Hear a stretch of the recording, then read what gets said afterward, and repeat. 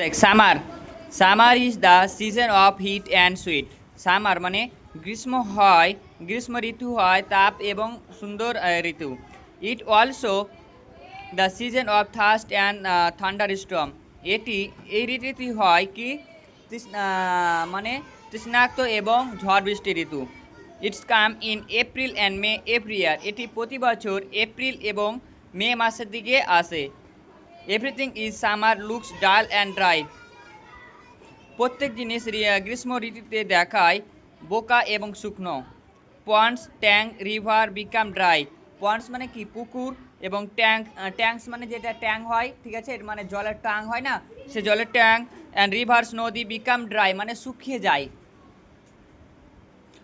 We use fan to beat the heat. আমরা তাপ থেকে বাঁচার জন্য কি ফ্যান ব্যবহার করি, ঠিক আছে।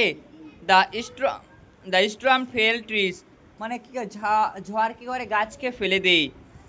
প্ল্যান্টস অ্যান্ড হার্টস এবং আর কি ফেলে দেয়, চারা গাছপালা এবং কি ঘর বাড়ি কী করে ঝড়ে ফেলে দেয়। We get different tasty fruits in summer. আমরা এই গ্রীষ্ম ঋতুতে আলাদা সুস্বাদু ফল কী করি, খাই।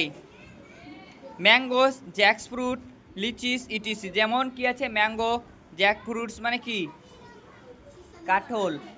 কাঠল লিচু ইত্যাদি। কাম অন দ্য ট্রিজ মানে গাছে আসে এ সময়। হ্যাঁ, Bengali new years appear in the summer season. মানে বলছে এই গ্রীষ্ম ঋতুতে বাঙালির নতুন ইয়ার আসে, মানে বৈশাখ মাসটা আসে না, Poila Baishakh. We enjoy Rabindranath Jayanti one 20 Baishakh. আমরা 25শে বৈশাখ রবীন্দ্র জয়ন্তী পালন করি। Summer ends with the coming of the rain. Summer মানে কি গ্রীষ্মর শেষে মানে গ্রীষ্ম ঋতুর শেষে কি আসে, রেন মানে বৃষ্টি, বর্ষাকাল আসছে, বর্ষা ঋতু আসছে। বুঝে গেল?